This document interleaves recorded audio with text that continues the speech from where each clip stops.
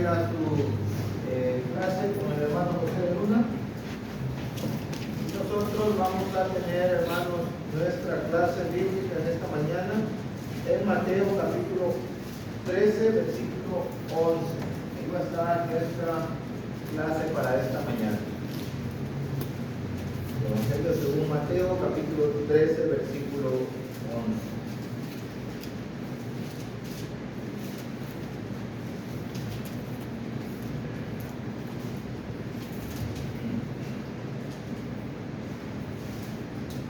¿Alguno le gustaría darle lectura? Hermano Daniel. Mateo, capítulo 13, versículo 11. Él respondió y les dijo: porque a vosotros os es dado saber los misterios del reino de los cielos, mas ellos no les he dado. Muy bien, gracias, hermano. El tema para esta mañana se llama los misterios del reino. Ese va a ser nuestro tema para esta clase. De eso vamos a hablar, de los misterios del reino. Para enseñar acerca de los misterios del reino, Cristo va a usar un método que se llama parábolas. Note, todo el capítulo 13 tiene que ver con parábolas, y tienen que ver esas parábolas con el reino de los cielos. Por ejemplo, versículo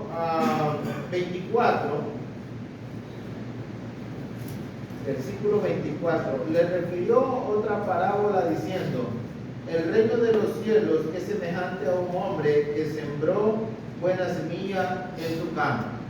Ahí está, otra parábola con referencia al reino de los cielos.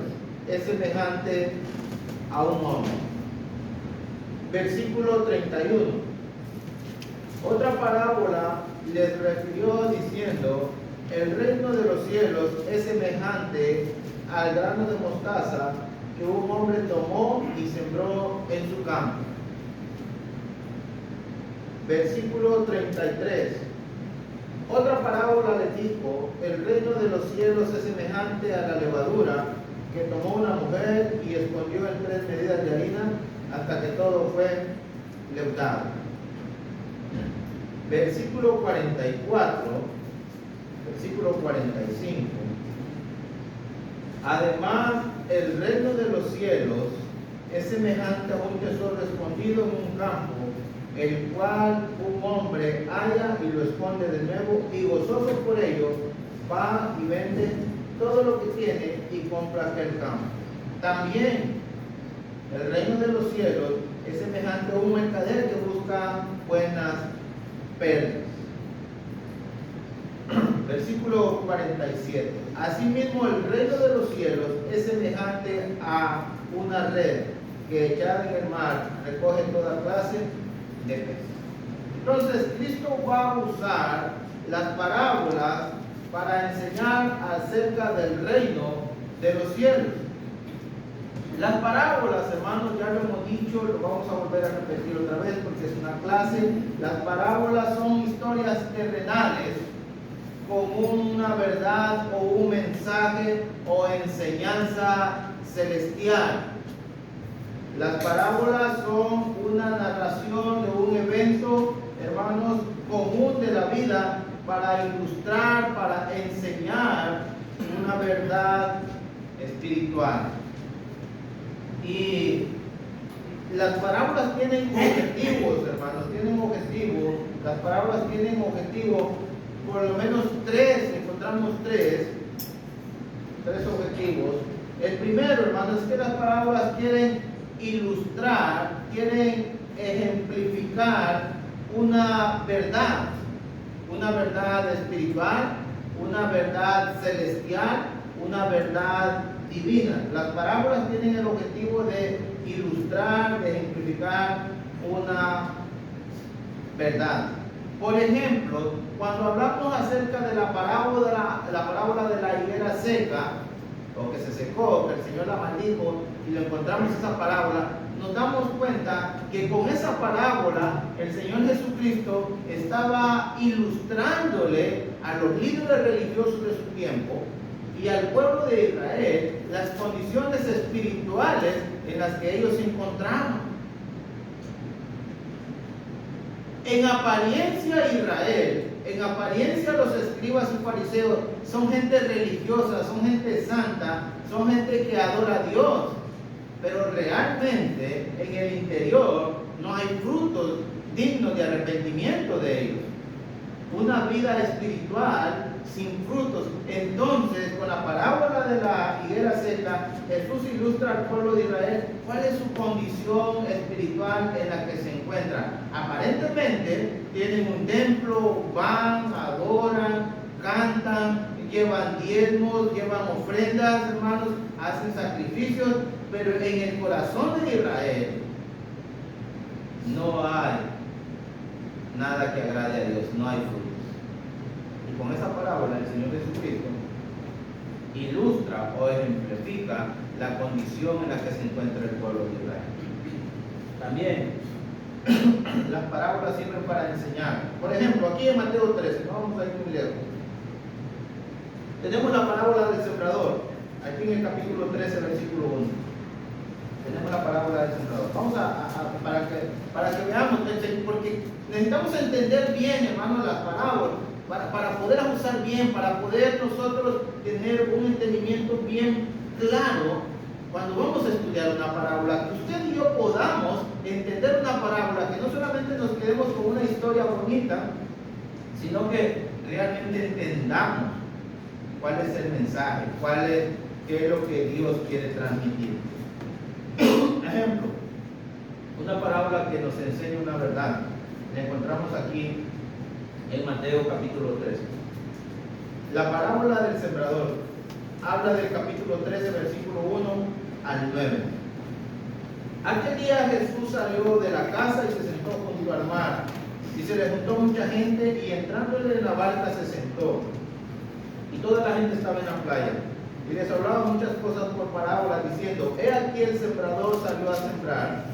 Mientras sembraba, parte de la semilla cayó junto al camino, y vinieron las aves y la comieron. Parte cayó en pedregales, donde no había mucha tierra, y brotó pronto, porque no tenía profundidad de tierra. Pero salido el sol, se quemó, porque no tenía raíz, se secó. Parte cayó entre espinos, y los espinos crecieron y la ahogaron. Pero parte cayó en buena tierra, y dio fruto, la cual a 100, la cual a 60, y la cual a 30 por uno. El que tiene oído, oiga. El que tiene oído para oír, oiga. Entonces, aquí encontramos la parábola. Si nosotros nos quedamos con nada más con este pasaje, ¿qué quiere decir esto? Bueno, tendríamos que empezar a inventar y averiguar, y a lo mejor ni entenderíamos, ni sabríamos a ciencia cierta qué fue lo que el Señor quiso enseñar. Pero cuando nosotros vamos aquí mismo a Mateo capítulo 13, versículo 18, vamos a encontrar la explicación, porque para que una parábola se entienda, se necesita explicar la parábola. Y encontramos la explicación.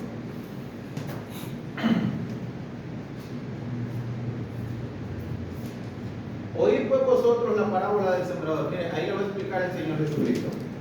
Cuando alguno oye la palabra del reino y no la entiende, viene el malo.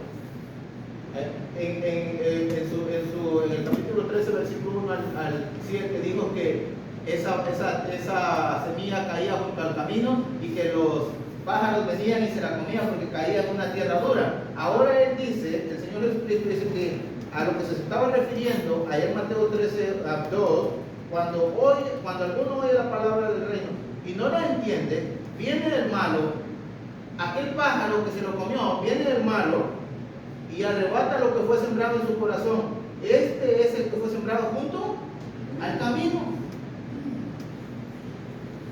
Está explicando que cuando él dijo que aquella semilla que cae en terrenos duros y viene el pájaro y se lo come, dice que estas son las personas que oyen la palabra del reino y no la entienden, pero como la palabra de Dios, como una semilla, queda ahí brotando en el corazón de las personas, viene el malo, el único malo en este mundo se llama Satanás. Viene el malo y arrebata lo que fue sembrado en su corazón. Este es el que fue sembrado junto al camino. En el 20, el que fue sembrado en pedregales, este es el que oye la palabra y al momento la recibe con gozo, pero no tiene raíz en sí, sino que es de corta duración, pues al venir la aflicción o la persecución por causa de la palabra, luego tropieza. Ahora explica, hermanos, en el 20, la semilla que cayó en pedregales. Cuando la palabra de Dios se siembra en corazones, hermanos, superficiales, la reciben bien, pero les dura poco el gusto. Pronto, cuando vienen, hermanos, dice, pero no tiene raíz en sí mismo. Esto es, la palabra de Dios no echa raíz, esto es, su fe no se afirma. Y dice, sino que es de corta duración, pues al venir la aflicción, las necesidades, los problemas y la persecución por causa de la palabra, en otras palabras, por ser cristiano, por tener un nuevo estilo de vida, cuando vienen las aflicciones y vienen las persecuciones, luego tropieza. 21. El que fue sembrado entre espinos, este es el que oye la palabra, pero el afán de este siglo y el engaño de la riqueza ahogan la palabra y se hace infructuosa. Note, oyen la palabra es sembrada en el corazón de ellos, pero los afanes. Y hermanos, a veces nos sentimos mal cuando nos dicen, es que nos afanamos y pensamos solamente en las cosas terrenales de la vida y no pensamos en las espirituales. Pero realmente el Señor Jesucristo lo sabía, porque dice que el que fue sembrado entre espinos es este que oye la palabra, pero el afán de este siglo, hermanos, por querer vivir de acuerdo a este mundo, el afán de este siglo y el engaño de la riqueza, su corazón, su mente solamente piensa en las cosas materiales de este mundo y no puede localizar, no puede ver las riquezas espirituales. Está tan enfocado en eso, está tan preocupado en eso, en tener bienes materiales de este mundo, terrenales, que no son malos, pero su enfoque está solamente en eso y no voltea a ver lo más primordial, lo más importante, que es lo espiritual. Entonces, ¿qué pasa? El afán de este siglo y el engaño de las riquezas ahogan la palabra y se hacen infructuosa. Infructuosa es que siembran un árbol, se esperan frutos, pero no hay frutos, no producen frutos. Los frutos que se control, los frutos que deben de dar la palabra de Dios sembrada en el corazón de las personas. Como lo veíamos ayer, una persona viene, se convierte al cristianismo, rápido está sirviendo, rápido está dando hospitalidad, rápido está bendiciendo a sus hermanos. Entonces, y luego dice, mas el que fue sembrado en una buena tierra, es el que oye la palabra y entiende la palabra y da fruto y produce a 100, a 60 y a 30. Ahí está, eso es lo que el Señor Jesucristo, hermanos, explica. ¿Cuál es la enseñanza, hermanos? Sí, la enseñanza. Que en este mundo hay 4 tipos de corazones. Eso es lo que el Señor está enseñando. Los 4 tipos de tierras que hay. Los 4 tipos de corazones. Esta palabra nos está enseñando, el Señor Jesucristo por medio de esta palabra nos está enseñando que hay 4 tipos de corazón. Y esa enseñanza es que dentro de la multitud que hay, alguien puede estar en uno de esos 4 casillas. Usted y yo, hoy en día, que estamos escuchando la palabra de Dios, podemos estar en uno de esos 4 casilleros. El corazón duro, el corazón superficial, oye la palabra, le gusta por un tiempo y hasta ahí nomás. El corazón que recibe la palabra, tiene ganas de hacerlo, pero le llama mucho la atención los bienes materiales de esta vida, la palabra se ahoga. O también podemos ser el corazón que entiende que lo más importante son las cosas espirituales, recibe la palabra y empieza a producir. Esa es la enseñanza que esa parábola, hermano, nos está diciendo. que hay varios tipos de corazones. El problema no es la semilla fue sembrada en el corazón de ellos. Entonces, el problema no es la palabra de Dios. El sembrador tampoco es malo. Él sembró en esa tierra, tanto en la dura como en la superficial, como en la tierra que habían espinos. Él sembró en la tierra. Entonces el sembrador no es el problema, Dios no es el problema, la palabra de Dios no es el problema está en la tierra, en los corazones de las personas para recibir la palabra de Dios. Pueden ser corazones duros, pueden ser corazones superficiales, pueden ser corazones emocionados o pueden ser corazones abiertos para recibir la palabra de Dios. Entonces las parábolas nos sirven para eso, para enseñarnos una verdad. Yo les pregunto, ¿quién conoce el corazón de nosotros? Solamente Dios. Y por eso puede darnos una enseñanza acerca de los corazones, porque el único que sabe cómo es tu corazón y cómo es mi corazón,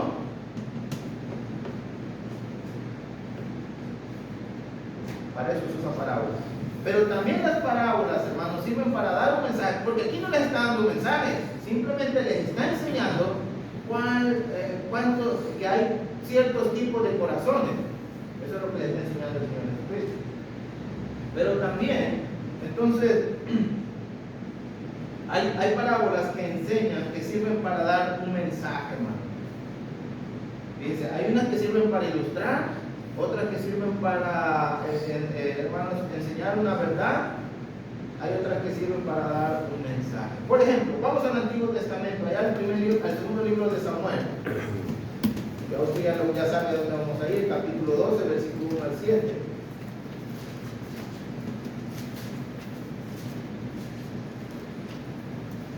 Segundo libro de Samuel.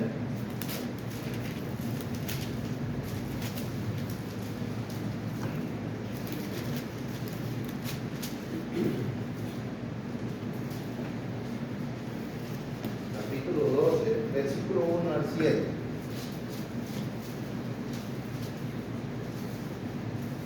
En el capítulo 11, David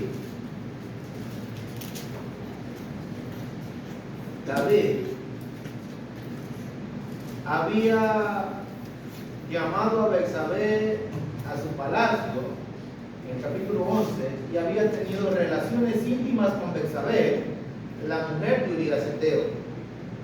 Todo el capítulo 11 habla acerca de los intentos de David, el rey de Israel, el líder de Israel, por tratar de tapar su pecado, por tratar de esconder su pecado. Tal vez la gente del pueblo de Israel no se había dado cuenta, tal vez sí, pero o puede ser que simplemente es el rey pues quien le dice algo. Pero en el capítulo 12, el que conoce los corazones y el que conoce todo, va a mandar a uno de sus profetas con un mensaje para el rey David acerca de lo que acaba de hacer en el capítulo 11. Vamos al 12:1. Jehová envió a Natán a David y viniendo a él le dijo: había dos hombres en una ciudad, el uno rico y el otro pobre. ¿Cómo se llama la parábola que nos va a decir Natán? ¿Cómo se llama esa parábola del segundo libro de Samuel? La parábola del hombre rico y el hombre. El rico tenía numerosas ovejas y vacas, pero el pobre no tenía más que una sola corderita que él había comprado y criado, y que había crecido con él y con sus hijos juntamente, comiendo de su bocado y bebiendo de su vaso, y durmiendo en su seno, y la tenía como una hija. Vino uno de camino al hombre rico, y éste no quiso tomar de sus ovejas y de sus vacas para guisar para el caminante que había venido a él, sino que tomó la oveja de aquel hombre pobre y la preparó para aquel que había venido a él. Entonces se encendió el furor de David en gran manera contra aquel hombre y dijo a Natán: vive Jehová, Es una verdad, es una realidad, que así como Dios existe y vive, que el que tal hizo es digno de muerte. Hermano, Dios va a mandar a su profeta Natán a llevarle un mensaje a David.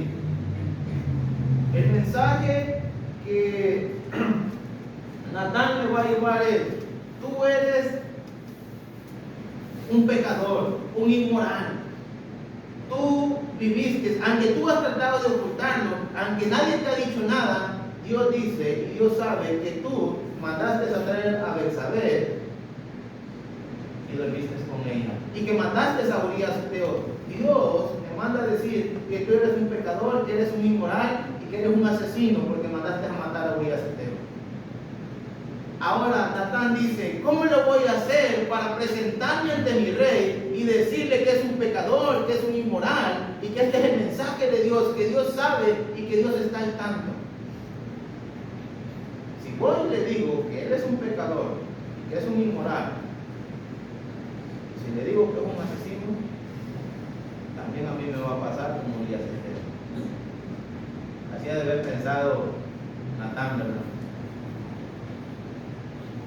No es casualidad que cuando a la gente se le diga la verdad, reacciones. Aquel rey en el Nuevo Testamento, Juan el Bautista, le dijo: no te es lícito tener esta mujer como tu esposa. ¿Sabe qué hizo? Le cortaron las manos. Entonces, ante tal situación, Natán dice: bueno, no puedo llegar con estas palabras ante mi rey. Pero él es pastor de ovejas. Y David ama las ovejas. David aprecia tanto las ovejas. Le voy a tener que hablar con una historia sacada de la vida real. Y por medio de esta parábola, hermanos, de estas ovejas, Natán transmitió el mensaje de Dios a David. David lo entendió, hermano, pero David no sabía que se estaba refiriendo a él mismo. El tal es digno de muerte, en las mismas palabras de David. Y ese es el mensaje: David merece la muerte. En el tiempo del Antiguo Testamento, el que tenía la mujer de su hermano tenía que morir, apedreado fuera de la ciudad. No deseará la mujer de tu hombre.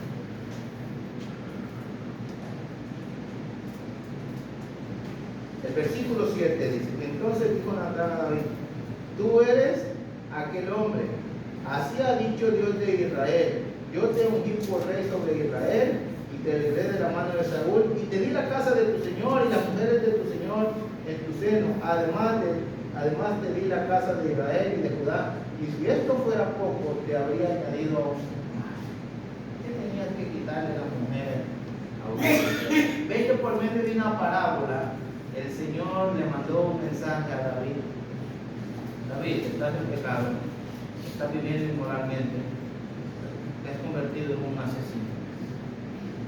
Entonces las parábolas, hermanos, sirven para dar un mensaje espiritual, un mensaje celestial, un mensaje, hermanos, divino, el mensaje de Dios para David. David, estás en estas condiciones, necesitas arrepentir. Ok, hermanos, entonces eso es lo que podemos decir acerca de estas parábolas. Entonces, como decíamos, las parábolas necesitan una explicación. Necesitan una explicación. Una parábola, hermanos, sin una explicación, por muy bonita que se escuche, no nos va a traer ningún beneficio.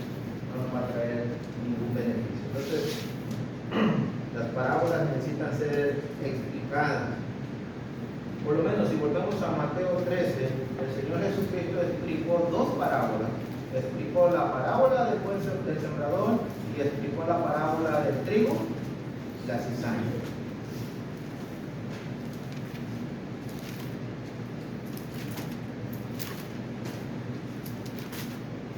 En el capítulo 13, versículo 11, Jesús, hermanos, deja a un lado las multitudes que están en el capítulo 13, versículo 1, deja a un lado las multitudes y se dirige a sus discípulos. Miren el 13:1. En aquel día salió Jesús de la casa y se sentó junto al mar, y se le juntó mucha gente, y entrándole en la barca se sentó, y toda la gente estaba en la playa escuchando a Jesús. En el versículo 11, él respondiendo les dijo: porque a vosotros es dado saber los misterios del reino de los cielos, mas a ellos no les es dado. Cuando Jesús explicó la parábola del buen sembrador, se las explicó a sus discípulos, y cuando les explicó la parábola del trigo y la cizaña, se las explicó, hermanos, también a sus discípulos. Entonces Jesús deja a las multitudes, se dirige a sus 12 discípulos y les va a explicar por qué, fíjense, por qué le está hablando a la gente por medio de parábolas. ¿Por qué está usando este método? Estas parábolas, hermanos, del 13 son ricas, son profundas. Pero Jesús no se las va a explicar a toda la multitud, se las va a enseñar a sus discípulos. Y les va a explicar por qué le está hablando a la gente por parábolas. Jesús va a explicar, hermanos, las parábolas y va a explicar por qué lo está haciendo. Pero eso se lo va a decir a sus discípulos. Ok. Ya que estamos aquí, ¿por qué Jesús le habla a la gente por parábolas? Si lo que quieres transmitir un mensaje, si lo que quieres enseñar una verdad, si lo que quieres ilustrar una verdad divina, ¿por qué les habla por parábolas? 13:10. Entonces, acercándose a los discípulos, le dijeron: ¿por qué les hablas? Esa es la pregunta. ¿Por qué les hablas por parábola? Bueno, si les quieres ilustrar un mensaje divino, si les quieres dar una enseñanza celestial, si les quieres ilustrar una condición espiritual, ¿por qué les hablas por parábola? Y ahí encontramos, hermanos, la explicación en el 11 hasta el 16, hasta el 14, podemos leer hasta el 17. ¿Por qué Jesús no les explicó las parábolas a las multitudes y se las explicó a sus discípulos? Y miren, número 1, ¿por qué Jesús no les explicó las parábolas a las multitudes? Entonces, ¿se contradice Jesús? No. ¿O se contradice la parábola? No. La parábola tiene ese propósito. Pero ¿por qué solamente los discípulos pudieron escuchar las explicaciones? Número 1, en el versículo 11. Porque los misterios del reino de los cielos, o las verdades divinas, las verdades espirituales, los mensajes, hermanos, espirituales, eran solamente para los discípulos en ese momento. Y vamos a decir por qué. Note lo que el Señor dice. Versículo 11. Él respondió, les dijo, a la pregunta que ellos le hicieron: ¿por qué les habla por palabra? Él respondió, les dijo: porque a vosotros os es dado el saber los misterios del reino de los cielos, mas a ellos no les es dado. ¿Pero por qué? Porque a cualquiera que tiene se le dará y tendrá más, pero el que no tiene, aún lo que tiene le será. En este caso, porque cualquiera que tiene se le dará, ¿quiénes son los que tienen? ¿Y quiénes son los que no tienen y aún lo que tiene se le quita? El que tiene se está refiriendo a los discípulos, porque ellos habían aceptado con fe a Cristo, que Él era el Hijo de Dios. Se les había dado el gran privilegio de convertirse en seguidores de Cristo, de dejar sus barcas, Mateo capítulo 3, Mateo capítulo 4, Mateo capítulo 5, se les había dado la oportunidad de dejar sus vidas Mateo capítulo 9 dejó su tributo, Lucas capítulo 19, hermanos, Zaqueo también dejó sus tributos. Se le dio esa oportunidad. Cuando Dios vino a esta tierra, se le dio la oportunidad y ese privilegio de comer, de dormir con Dios y ver su gloria en esta tierra. Y los discípulos, en este caso los 12, decidieron dejarlo todo para convertirse en seguidores de Cristo.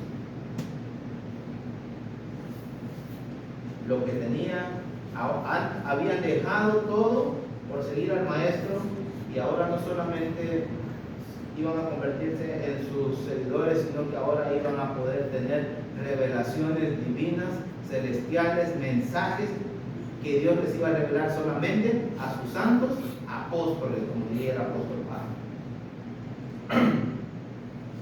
Ahora Dios les va a dar ese otro privilegio de revelarles a ellos esas verdades divinas y espirituales y celestiales acerca del reino de Dios. Los apóstoles, hermanos, eran hombres sencillos, eran hombres humildes, eran hombres que habían dejado todo para seguir a Cristo. Esos son los que tienen, porque han tenido la bendición de escuchar a Cristo, de aceptar el llamado de Cristo, y lo decidieron así, decidieron seguirlo, y ahora van a tener la bendición, les van a dar más, porque les van a dar más revelaciones acerca del reino.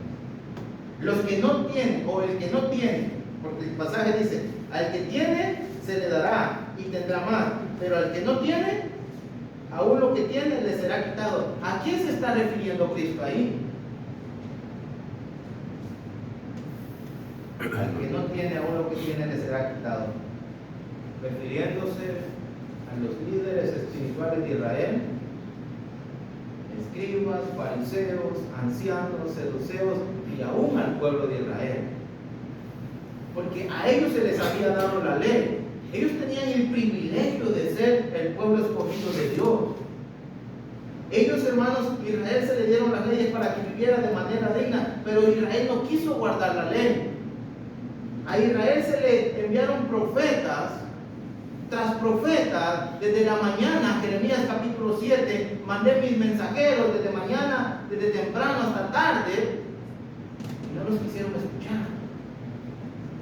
Entonces Israel se le enviaron los profetas y ellos los mataron. Los profetas les declaraban las condiciones espirituales de Israel, les hablaban de los juicios de Dios, y Israel nunca quiso escuchar. Hay un pasaje en Jeremías que dijo, no vamos a escuchar.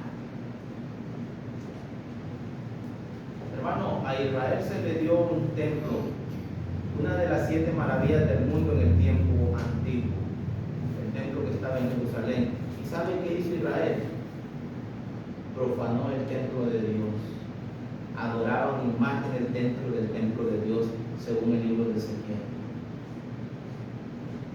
Dios lo había escogido como su especial tesoro, Éxodo capítulo 19, como su nación santa. E Israel, hermanos, se le dio el privilegio de que Dios viniera a ellos en Cristo Jesús. A los suyos vino y los suyos no lo recibieron. Cuando hablamos del mensaje del reino, y usted lee conmigo, mire hermanos, Mateo capítulo 10, versículo 5 al versículo 7, cuando el Señor manda a sus discípulos a predicar, Mateo capítulo 10, versículo 5 al 7,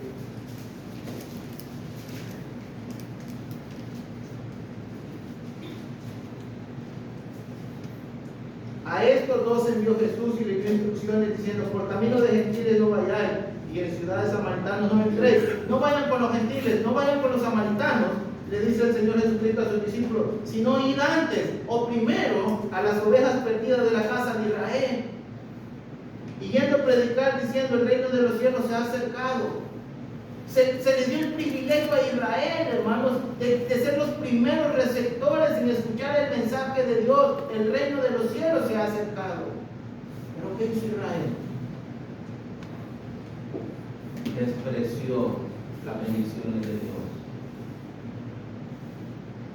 Israel despreció todas las bendiciones que Dios le había dado en el antiguo pacto, despreció la presencia de Dios en el tiempo de Cristo, despreció el mensaje de Dios en el tiempo de Juan el Bautista, en el tiempo del Señor Jesucristo, lo despreció, no lo quiso escuchar, no lo quiso creer. Entonces, hermanos, ya no había más oportunidad para Israel. Ya no había más oportunidad para Israel. A Israel le van a quitar todos los privilegios que había gozado. Al que tiene y aún lo que tiene, le será quitado. Los privilegios como nación, como pueblo santo, como pueblo escogido de Dios, se van a ser quitados a Israel. Mateo 21, hermanos, es versículo 12. Mateo 20. Mateo 23, perdón, versículo 37, nos da una pequeña imagen de Israel.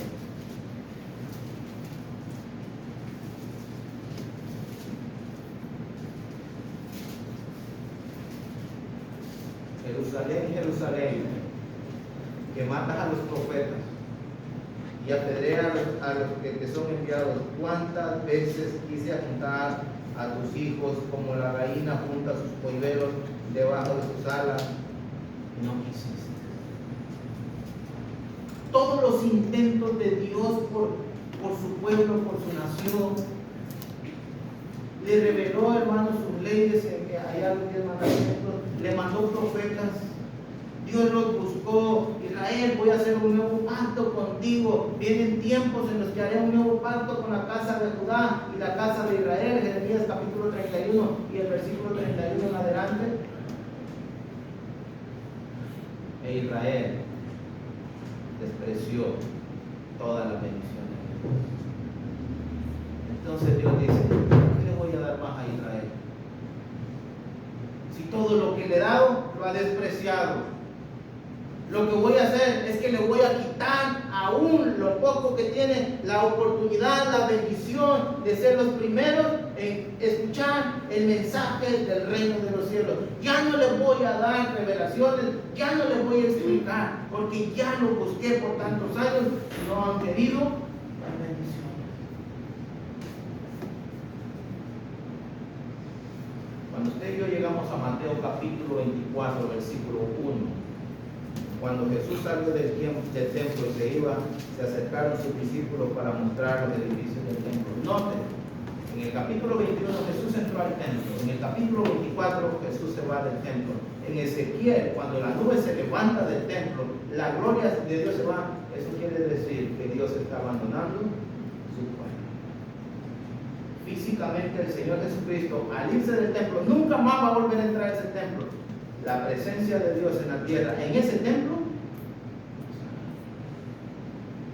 todo porque Israel despreció todas las bendiciones de Dios. No te voy a bendecir más, no te voy a dar más revelación. En otras palabras, el Señor Jesucristo diría, no le deis las perlas a los perros. ¿Y por qué dice el Señor eso, hermano, en cuanto a eso que estamos diciendo de las parábolas? ¿Por qué el Señor? Porque lo voy a explicar. Vamos a Mateo capítulo 13. ¿Por qué estoy diciendo eso? Que a Israel se le van a quitar las bendiciones y a los apóstoles, los discípulos que habían creído de corazón y que habían dejado todo, a ellos iban a ser los que se les iba a revelar hermanos, los mensajes y las verdades celestiales acerca del reino. Porque miren el versículo 13.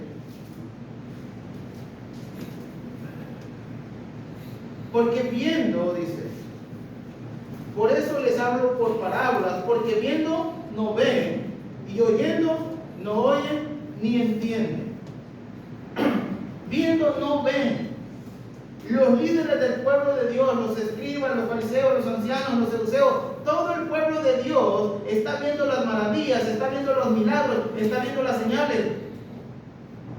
Ellos lo están viendo. todo lo que Jesús está haciendo.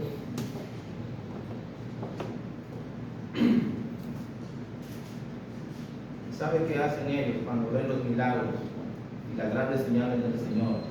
En vez de decir, este es el Hijo de Dios, este por los demonios echa, o por Beelzebú echa afuera.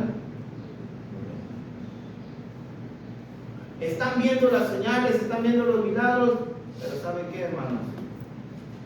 Ahora sí usaríamos la frase que dice que ellos estaban sin reconocer que eran hijos de Dios. Podríamos usar la frase que dice que ellos se estaban haciendo ciegos. En vez de reconocer que Cristo era el Hijo de Dios, hay una frase que dice, no se estaban haciendo de la vista. Ahí estaba la evidencia de que Cristo es el Hijo de Dios. Ahí está la evidencia de que Él es el enviado, el Mesías, y el pueblo de Israel se hace de la vista gorda. No que no está viendo, simplemente que ellos no quieren ver a propósito. Lo hacen de no querer ver las señales que el Señor Jesucristo está haciendo. Lo hacen voluntariamente. Se hacen de la vista gorda. Ellos toman la decisión y dicen, es cierto, está sonando y está haciendo milagros, pero no vamos a creer que es el Hijo de Dios. Pero no solamente, hermanos, no están, ven, como dice el pasaje, viendo no ven, porque no quieren ver, sino que también oyendo no oyen. Mateo capítulo 7, Mateo capítulo 5, desde el versículo 5, capítulo 5, versículo 1, hasta Mateo capítulo 7, al final, Jesús dio un discurso largo del sermón del monte. Les habló acerca de la vida espiritual. Y ellos, hermanos, no estaban oyendo el mensaje que Cristo les estaba dando en el sermón del monte. Las multitudes estaban oyendo las grandes enseñanzas de Cristo, hermanos. Pero ellos hacían oídos sordos a lo que el Señor decía. Yo me hice una pregunta, hermano. ¿Estaría en la mente del Señor cuando Él dice, viendo no ven y oyendo no oyen?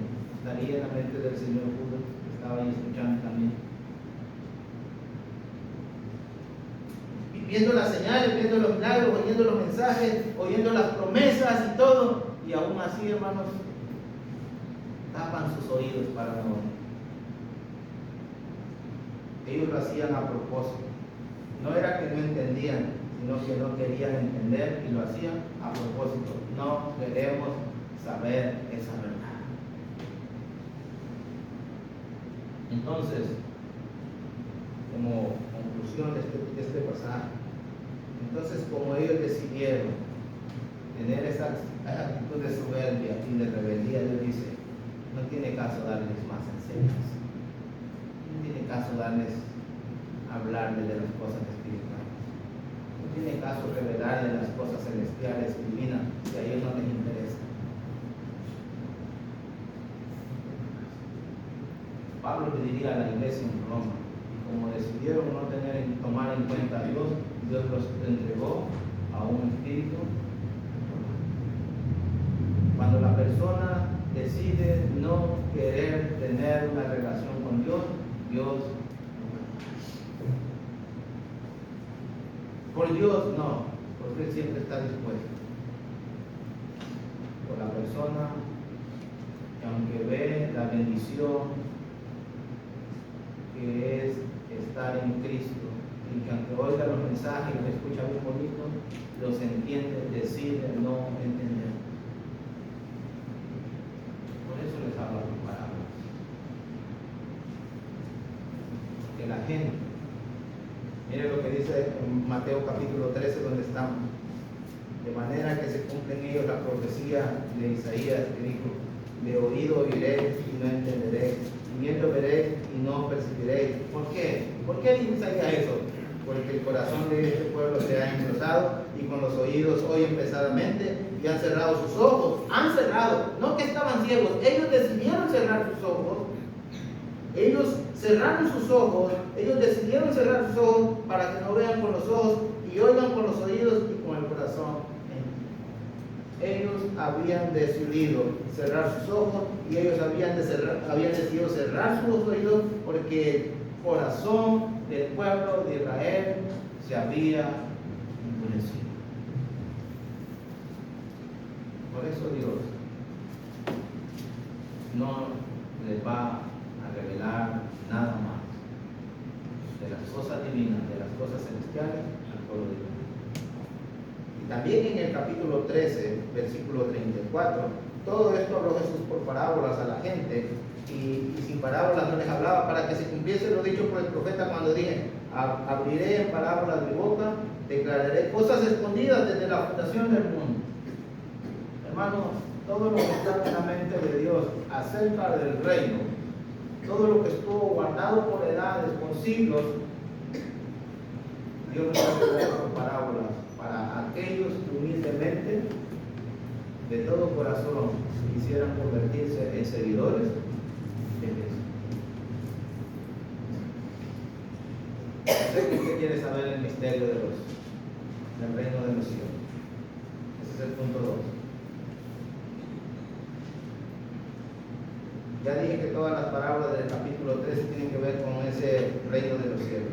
Y la pregunta es: ¿qué es el reino de los cielos a que se está refiriendo Jesús cuando dice el reino de los cielos? Marcos, cuando usa estas parábolas, dice el reino de Dios. Si usted va a nota de su libreta y usted vaya a Marcos, cuando Marcos narra estas mismas parábolas, Marcos no dice el reino de los cielos, sino el reino de Dios. Básicamente el reino de Dios, hermanos, o básicamente la palabra se refiere al gobierno de Dios. Podríamos decir en palabras, hermanos, humanas, naturales, un reino, estamos hablando del gobierno de una nación, de un país, algo que está bajo el dominio o autoridad. Por ejemplo, el Reino Unido, esto nos dice que son varios países que están bajo un solo gobierno. Pero el reino de los cielos, hermanos, el reino de Dios, el reino de los cielos, el reino de Dios, se encuentra con toda la escritura, y las palabras se pueden referir al gobierno de Dios dentro de la esfera que son. Este mundo está bajo el gobierno de Dios. Este mundo está bajo la autoridad de Dios. Todo el mundo, todo el universo, toda la tierra, las estrellas, todo lo que usted y yo podemos alcanzar está bajo la autoridad de Dios. Todo. Pero en estos textos, en estos pasajes no se está refiriendo a ese reino, a ese gobierno.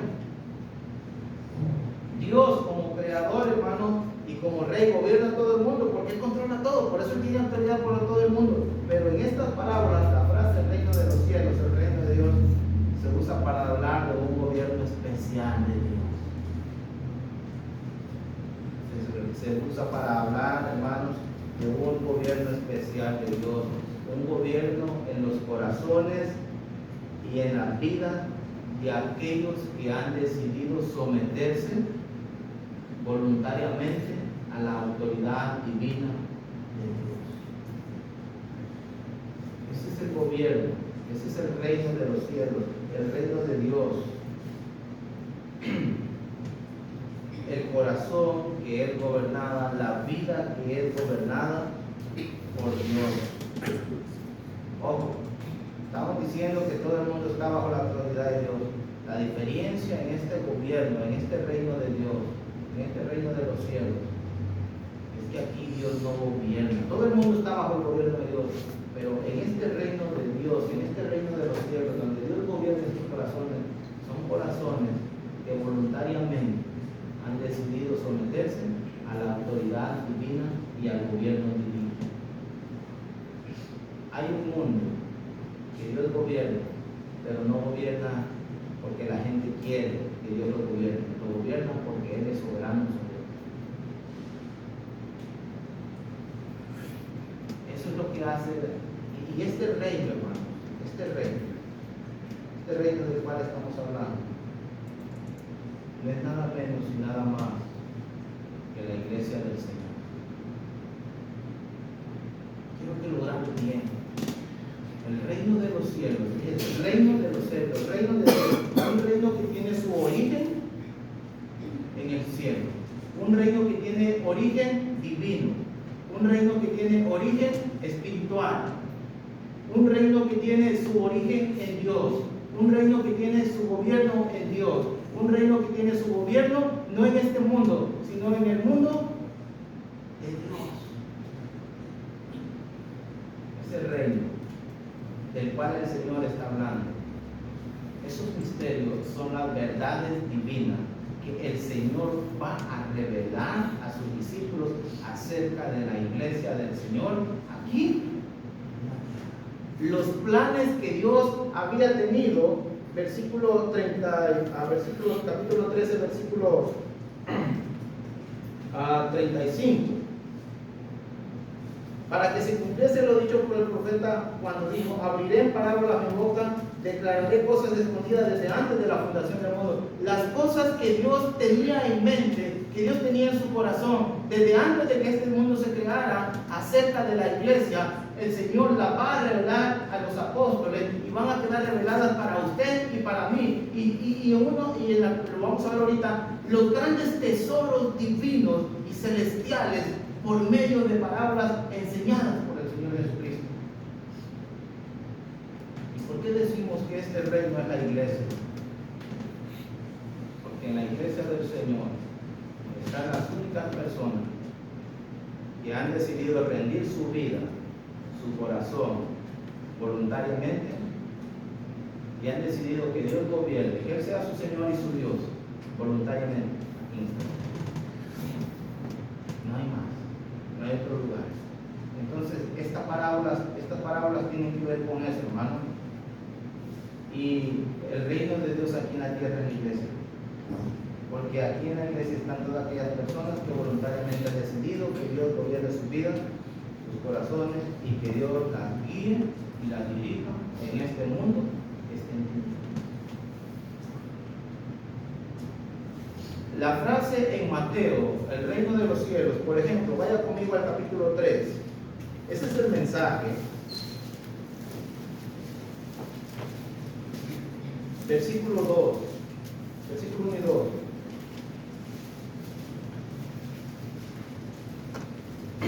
¿Se entiende? Yo sé que está largo el discurso, pero ¿se entiende? Sí. Correcto. El reino de los cielos.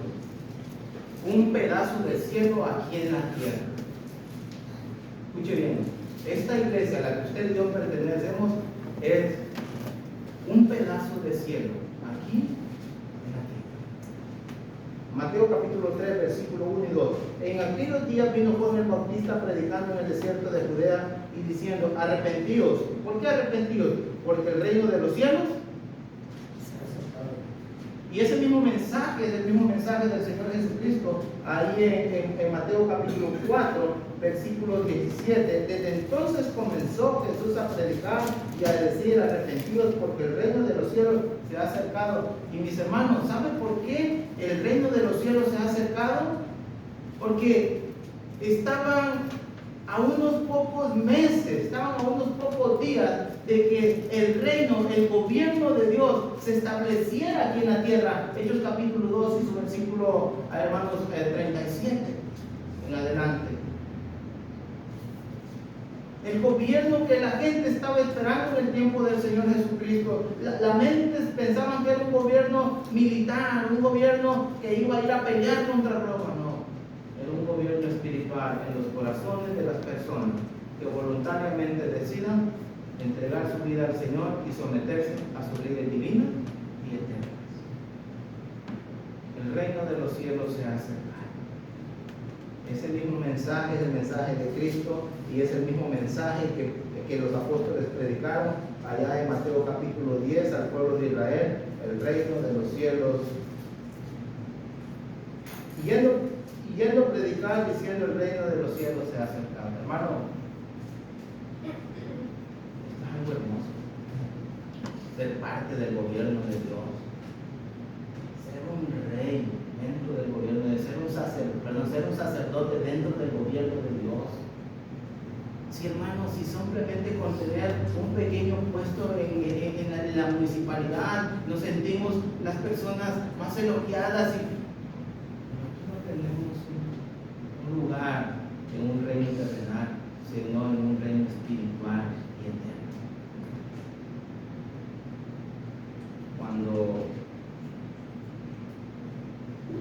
Cuando la iglesia parecía que iba a claudicar, el escritor a los Hebreos dijo estas palabras. Antes de ir a Hebreos capítulo 2. ¿Se entendió entonces? ¿Qué debe de entender?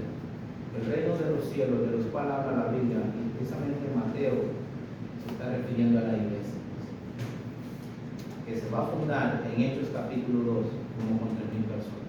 Y ahí se va a establecer el gobierno. Por eso cuando leemos antes de ir a Hebreos 10, vamos a leer Colosenses capítulo 1. Por eso Pablo le dice a la iglesia en Colosa, hermano, mire esto lo que Pablo le dice. Y el reino se había acercado y se estableció, porque cuando Pablo le habla a la iglesia en Colosa, en el capítulo 1, versículo 12, dice, con gozo, dando gracias al Padre que nos hizo aptos para participar de la herencia de los santos en luz, el cual nos ha librado de la potestad de las tinieblas y trasladado al reino. Ya estaba en el reino. Y cuando dice que somos librados de las tinieblas, es que salimos del mundo, de la maldad, y somos trasladados al reino del Hijo, es la iglesia del Señor. Aquí en la tierra. Pertenecemos a otro gobierno. El reino no se va a venir a establecer como muchos dicen. Cristo está reinando en su iglesia. El escritor a los Hebreos, que no nos dice quién fue, cuando la iglesia estaba a punto de claudicar, que la iglesia estaba a punto de volverse atrás, le dijo estas palabras, hermanos, en Hebreos capítulo 12, versículo 28. Qué palabras tan hermosas de estas que están en Hebreos 12, 28. Así que, recibiendo nosotros un reino inconmovible, oigan bien, hermanos, eso quiere decir que la iglesia va a permanecer. Es inconmovible, lo mismo lo dijo Daniel. Es un reino inconmovible, nadie lo puede mover. Usted y yo nos podemos ir de la iglesia, pero la iglesia no se va a ir hasta que Cristo venga, y cuando se vaya, se va a ir al cielo, porque es inconmovible. Así que recibiendo nosotros un reino inconmovible, que dice el escritor a los Hebreos, tengamos gratitud mediante ella, y mediante ella sirvamos a Dios agradándole con temor. Le pregunto, con esto voy a terminar. ¿Qué valor tiene la iglesia para usted? ¿Qué importancia tiene la iglesia para usted? ¿Ama usted la iglesia como Cristo la amó? Hermano, es lo único que le interesa a Dios en este mundo, su iglesia, que compró con la sangre de su Hijo Jesucristo en la cruz del madero. Lo demás al Señor no le interesa, lo demás a nuestro Dios no le interesa, solamente su iglesia. Y le reveló los misterios, le mostró todos sus planes, le mostró todo lo que él había pensado desde antes de la eternidad. Por eso el escritor a los Hebreos dice que tenemos, hermanos, gratitud, y debemos de tener gratitud, y mediante esa gratitud debemos servir a Dios, agradándole a Dios con temor y respeto y reverencia. Bendito Dios que tenemos, que nos reveló la grande verdad acerca de la iglesia. Vamos a dejar el tiempo al hermano para que esté mismo, y vamos a ver dentro de eso, porque son muchas parábolas, vamos a ver la parábola del tesoro escondido. Nada más es un versículo, nada más. Padre, hermano, para que nosotros mismos.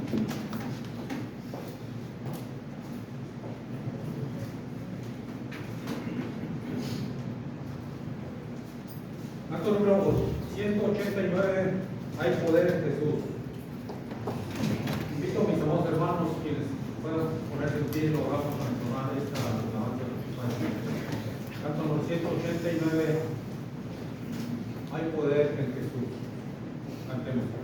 ¿Quieres ser salvo de toda maldad? Tan solo hay poder en mi Jesús. ¿Quieres vivir y gozar santidad? Tan solo hay poder en Jesús. Hay poder, poder, sin igual poder en Jesús. Y Él murió. Hay poder, poder, sin igual poder en la sangre que Él vertió. Quieres ser libre de orgullo y pasión, tan solo hay poder en mi Jesús. Quieres vencer toda cruel tentación, tan solo hay poder en Jesús. Hay poder, poder, sin igual poder en Jesús, quien murió.